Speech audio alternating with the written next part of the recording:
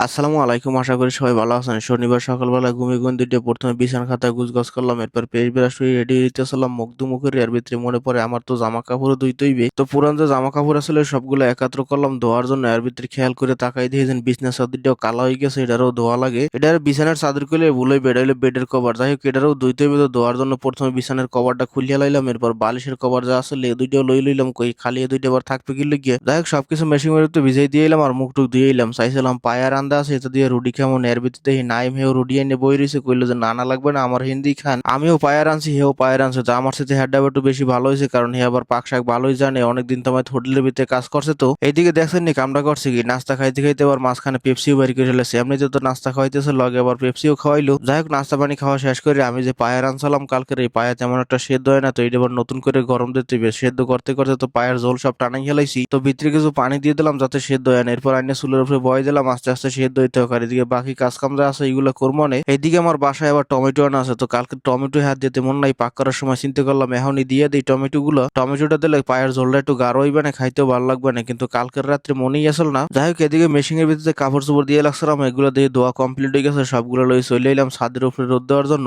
আর সবগুলো সুন্দর মতো মেলে দিয়ে ক্লিপ লাগাই দিলাম যাতে বাতাস আবার ফালাই না দেয়। এরপর চলে এলাম, কই এখন আস্তে আস্তে ভাত কটা বয় দেওয়া লাগে। কালকের নতুন যে চালগুলো আনছিলাম এইগুলোই রান্নার জন্য রেডি করতেছি। চালগুলো দেখছেন একদম তেল তেল করে। যাই হোক চাউল টাউল দিয়ে তো সুন্দর মতো বয় দিয়েছিলাম। এদিকে পায়া যে গরম দেওয়ার জন্য রাখছিলাম, একদম 11:30 পর্যন্ত গরম দিলাম। চেক করে দেখে দেন এখন সব সুন্দর পারফেক্ট আছে, সেদ্ধ হয়ে গেছে গা। যাই হোক পায়া টায়া রাখি এবার চলে এলাম ছাদের উপরে দেখার জন্য, যখন কাপড় চোপড় কদ্দ শুকাই যাওয়ার পর দেখেন মাশাল্লাহ কাপড় চোপড় সব শুকিয়ে গেছে। সব লই চলে এলাম, আবার আস্তে আস্তে রেডি করতে হইবে। দিকে প্রথমে বালিশের কভারটা লইয়ে আস্তে আস্তে লাগাই হেলাইলাম, এরপর সিটের কভারটা লাগাবার চেষ্টা করতেছিলাম। সিটের কভারটা লাগাইতে একটু কষ্ট হইতেছিল একলার, কিন্তু তারপরও ব্যবস্থাটা করি হেলাই। কিন্তু সিট কভারের মুখের সামনে যেটা সেন্ট থাকে সেন্টে দেখে যেন খুললে গেছে গা। তো এইটা যদি পাইলাম ওয়াশিং মেশিন এর ভিতরে আইনে একটু কষ্ট হইলেও লাগাই দিলাম সুন্দর করে আবার। আর সবকিছু গোছগাছ করে চলে গেছিলাম গোসল দিতে। গোসল টোসল দিয়ে ইয়ার ভিতরে মনে পড়ে আহারে মেইন কাজ যেটা হিডি তো করা হইলো না, জামাই আয়রন করে রাখলাম না পর্যন্ত। যাই হোক জামাটা সুন্দর করে আয়রন করে রেখে এবার বললাম খাওয়া দাওয়া করতে। এদিকে 12:30টার উপরে বাজে গেছে। তবে কালকের যে পায়া খাইছিলাম আর আজকের যে পায়া স্বাদের ভিতরে অনেক ডিফারেন্স হয়ে গেছে। মেইনত টমেটো দিছে আর দ্বিতীয়ত সুন্দর সেদ্ধ হয়ে গেছে। যাই হোক খাওয়া দাওয়া শেষ করে এবার 2:30টার দিকে আস্তে আস্তে আবার রেডি হওয়া শুরু করলাম। ডিউটি যাইতে হবে, প্যান্ট শার্ট পরে বাইরে বেরিয়ে জোতা টোতা পায়ে দিয়ে রওনা দিলাম আস্তে আস্তে গাড়ির দ্বারে। গাড়ি এদিকে আই পড়ছে। আর ডিউটিতে প্রথমে চা খাওয়ার জন্য পানি বয় দিলাম প্রতিদিনের মতো, কিন্তু এদিকে একটু পরে জানতে পারি যে আজকের আবার চা খাওয়া বেশি করে বানাইতে হবে। আজকের নাকি পার্টি আছে, যেহেতু বেশি করে বানাইতে হবে এই জন্য পরবর্তী দিয়ে বানাইতে হবে, কারণ এখন বর্তমানে যে বয় দিছে এগুলো তো রেগুলার যেমনি বানাই হেমনি। যাই হোক পার্টির জন্য আর অফিসের জন্য যতগুলো ফ্লেক্সের দরকার আছে এগুলো ধুইয়ে রেডি করে রাখলাম। আর অফিসের জন্য চা খাওয়া এগুলো রেডি করে রেখে চলে এলাম আসরের নামাজ পড়ার জন্য। পার্টি শুরু হইতে দেরি আছে, তো এই জন্য চিন্তা করলাম আস্তে আস্তে এগুলো বানাবো আর আসরের নামাজ কালাম ডাকে শেষ করে রাখি। আর নামাজ পড়ে